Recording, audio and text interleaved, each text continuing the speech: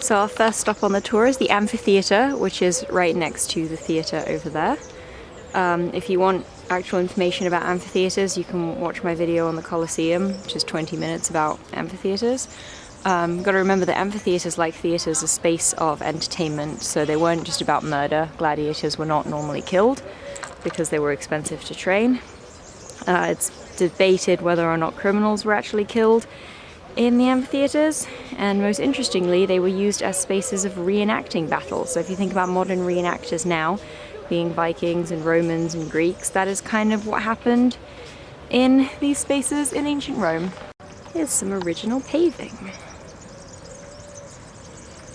Alright, here's the inside of the amphitheater.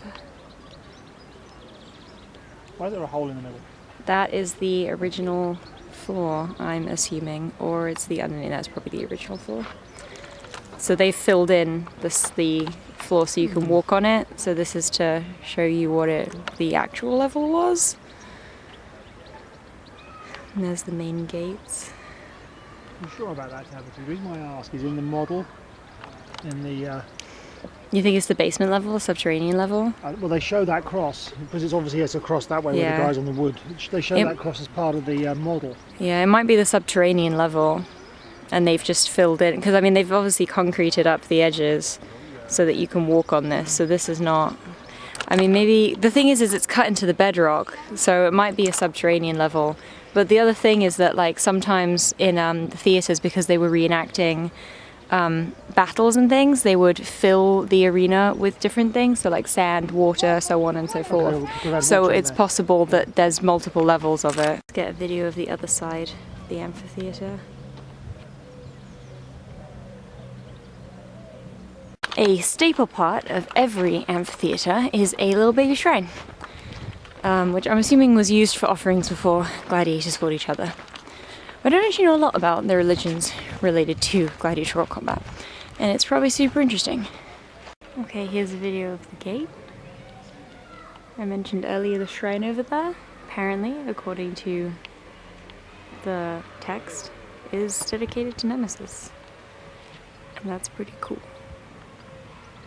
It's a well-preserved amphitheater, that's for sure.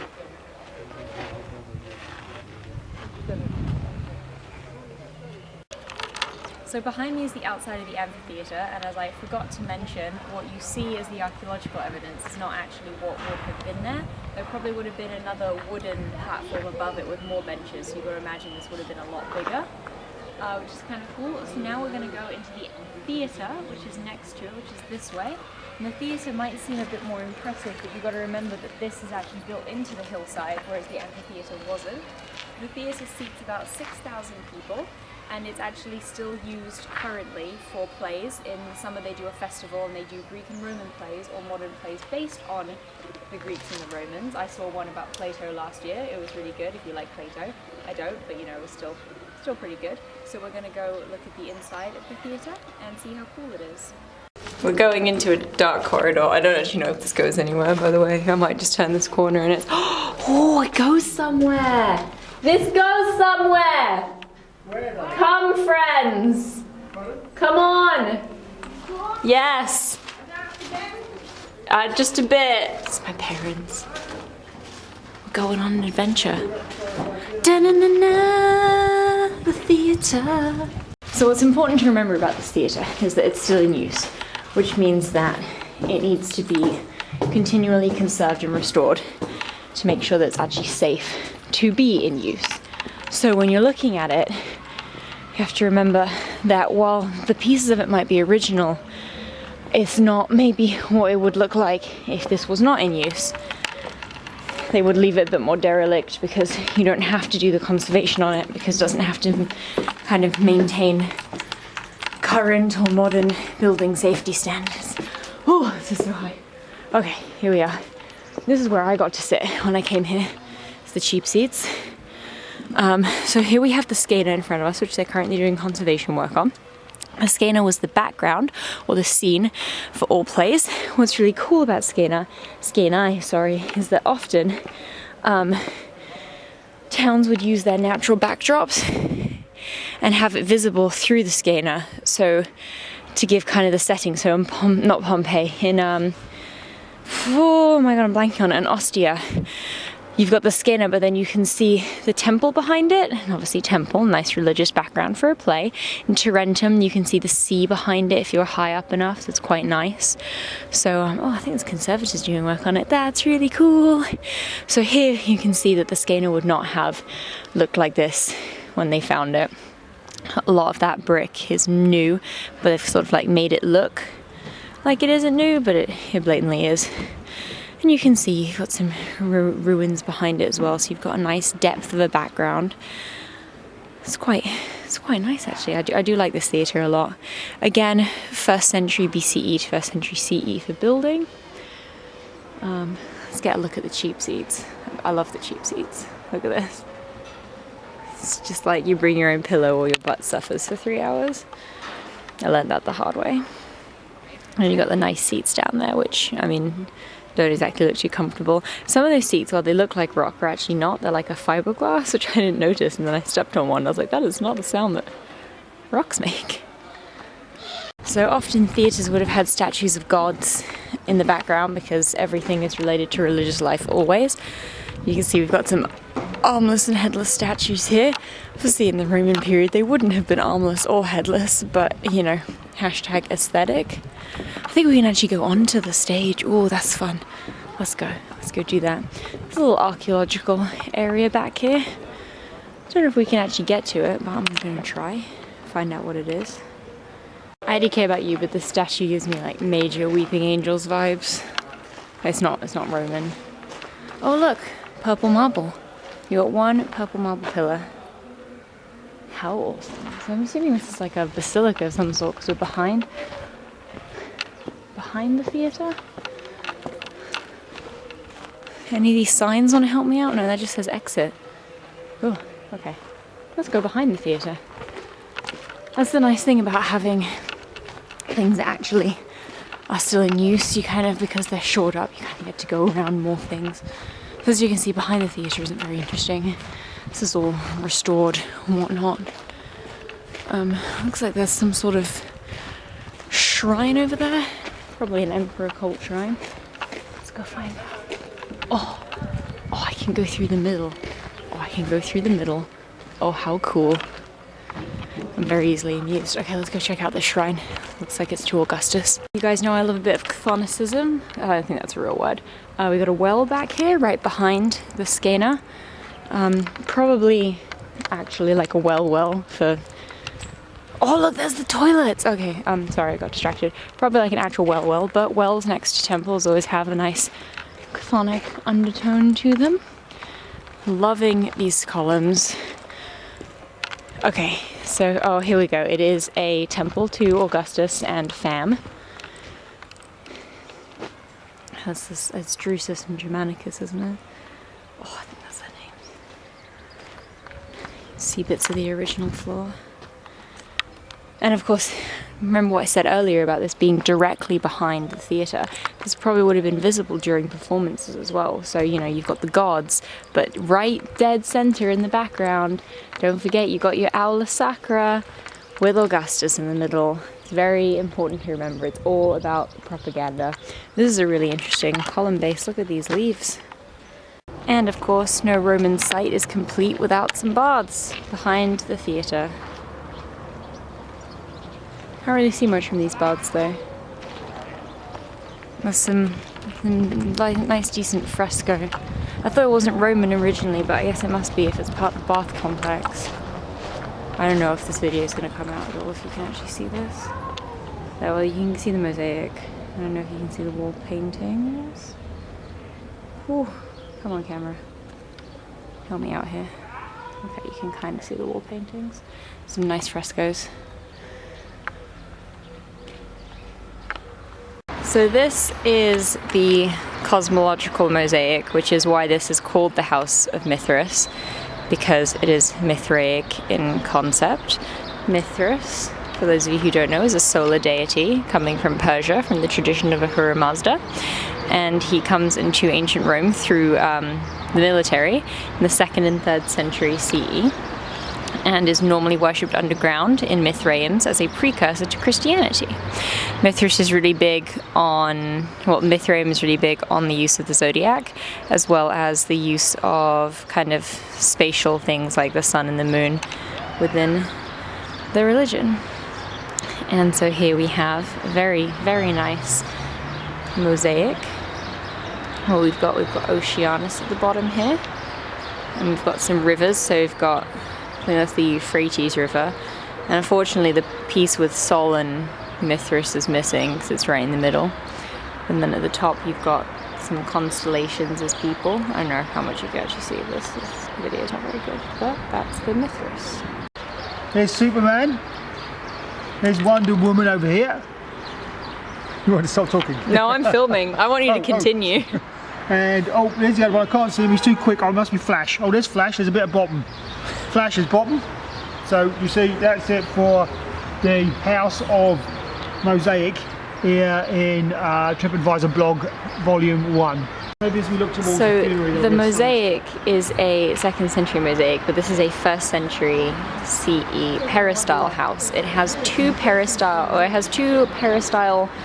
gardens, impluviums. I'm a bit confused going on here because we've got one impluvium here, and then we got another impluvium over here. But they're both peristyle, in which they're surrounded by columns. This is what we call a tabularium, which is kind of like the main room of the house, that office space. Normally very nice and looks out into the peristyle. And then here we see this room right here. It's got some beautiful mosaic, frescoes, very nice. I think that's like a 2nd or 3rd style, so again a little later than when this place was actually built, so we've got some nice renovations going on. This is probably what is the peristyle garden, so we've got 2 impluviums and then the garden back here, and another tabularium that leads onto it. It's common for patrician houses, to have multiple areas, like a servant's quarter and then the actual place for the masters of the house, so on and so forth. It's a really nice complex though. This is a subterranean, you can talk, I don't care. This is a subterranean habitat. But the thing is, so this is a house that has a Mithras mosaic. So obviously the people who owned this house had some sort of interest in Mithras. So I wonder if actually underneath this is actually a Mithraeum, because Mithraeums, because it was the precursor to Christianity, and it wasn't necessarily meant to be worshipped publicly, so it was always worshipped underground, and Mithraeums often found underneath apartment buildings. So I wonder if the subterranean levels actually were used as a worship of Mithras, because it's a house where obviously the people had some interest in Mithras, whether religious or not. They got a freaking Mithras mosaic. Yeah. So I wonder if that's actually what the subterranean part is, because I never see subterranean parts in villas, and it's just interesting to have this one open and to just, I don't know, the context is there. This is an impluvium, and cool things about impluviums is that so you had like a hole in the ceiling of the villa and the water would come in, and people thought it was kind of just like decoration, like a cool thing. But there are some impluviums in Portugal which are actually really, really deep and aligned with this waterproof cement, and so people actually think the impluvium wasn't just a decoration, it was actually how they used to store water. Now we know that there's a cistern over on that side of the villa, so this wasn't the only water storage place, but considering we've got 2 impluvium, it could have been that they used these to make sure that they had water.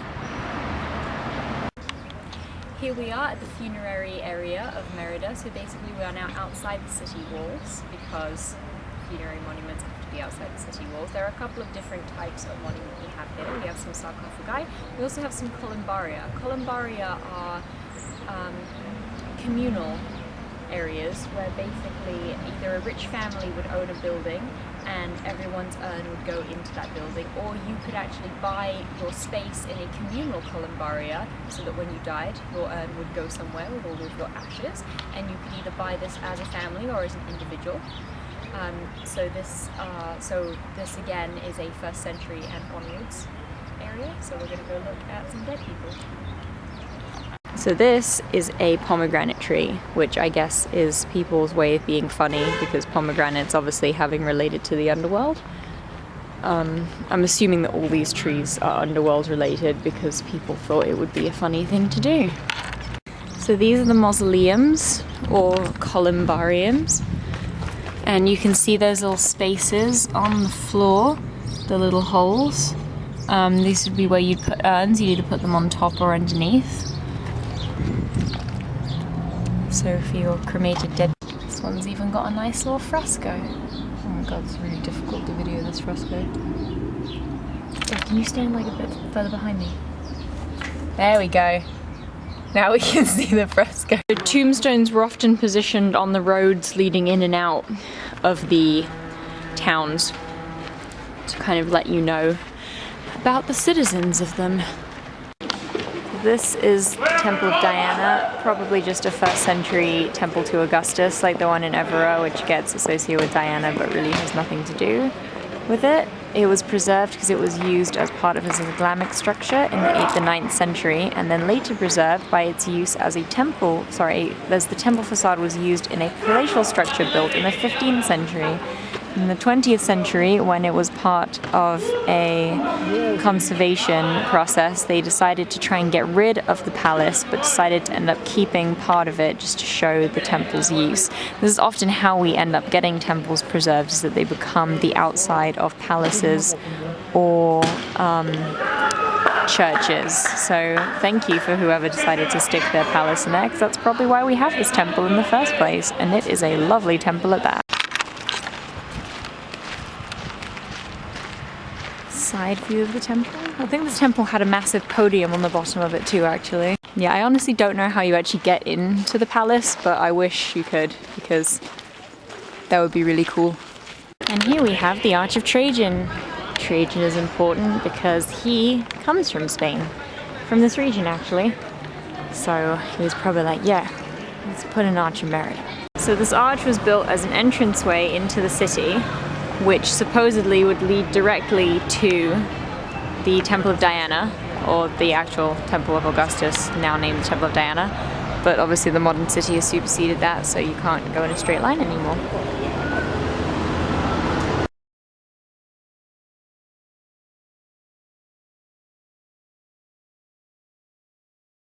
So here we are at the Circus in Merida. This was built at the end of the 1st century BCE. The exact date is not known. It was probably built before it was commemorated, and there was some like a decade in between. So circuses are extremely important because they are both religious and festival spaces. So you came here to see a chariot race, and this circus could seat about 30,000 people. Yes, 30,000 people. But they were also symbolic areas. So over there you see the 12 gates that the horse races would have come out of, which symbolized the months of the year, also the zodiac. And then their race around this central area would have symbolized the movement of planets and the sun and the moon, as well as the passing of time. Often you had shrines to various gods in the middle, so you were always in a religious space, even if it was for a festival or for a specific event. So we're going to go have a look. So again, like with the amphitheater that we saw yesterday, the upper part of the circus probably would have been wooden. So you would have had the benches in stone, and then a wooden part on top for everyone else to sit. So it would have been a lot higher than you see now. So the central podium here is a 4th century CE edition. So, I'm not taking any picture. So we don't know what it would have looked like originally. Just gonna focus, there we go. Okay, so one of the things about the circus in Rome is that there's supposedly a Circellum somewhere in it, to Dis, or Hades, Pluto, whatever. I'm trying to see, because you can't really see it in the Roman Forum, it's not the Roman Forum, the Roman Circus in Rome, because it's like really, I don't know, they don't, it's still undergoing excavation, but I've read about it, so I'm trying to find if there's something similar to it in other ones. Is this it? No, it just looks like building debris, doesn't it? I want a Circellum. What have the Romans ever done for us? Aqueducts. And we found the remains of some baths too. So there you can see the tiles used in the hypocaust flooring. And look at all that waterproof cement.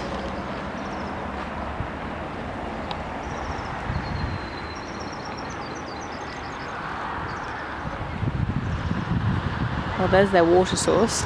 Okay, so as far as I understand it, this is a section of the Roman city that's along the road, but is continually used into the Muslim and the Christian period. So it's Roman plus. So okay, I can see it now. So there's the road, there's the big road. Yeah. And so here's one of the gates. And then these are houses, Yeah. which are built next to the gates. And here's little roads that go around. This is a confusing sight. Look at that tile floor. Probably, right? This must be like a domus or something. That's nice. It's the good shit. This floor. I know I always film the floor, but seriously, like, this is so bumpy. Is it a domus? Yeah, I was right. Look at the marble impluvium though. Like that's one fancy domus.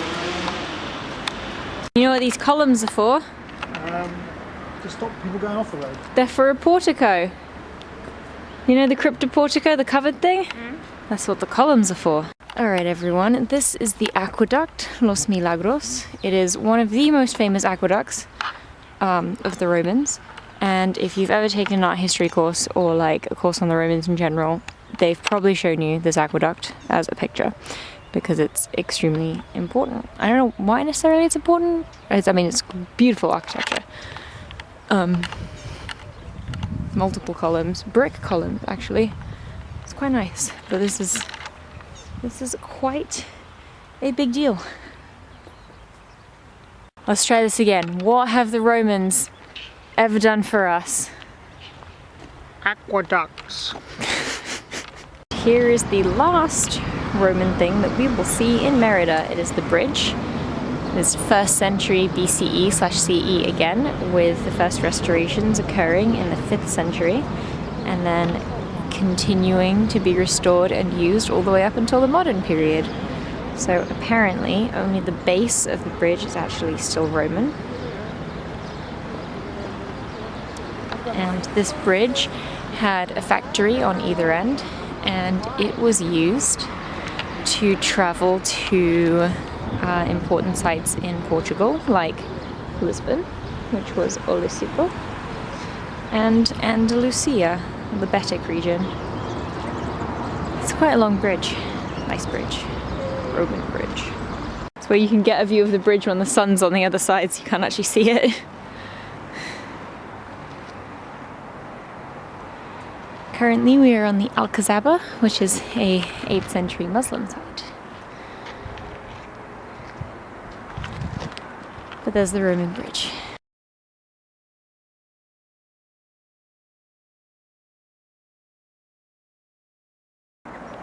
It's a long ass bridge.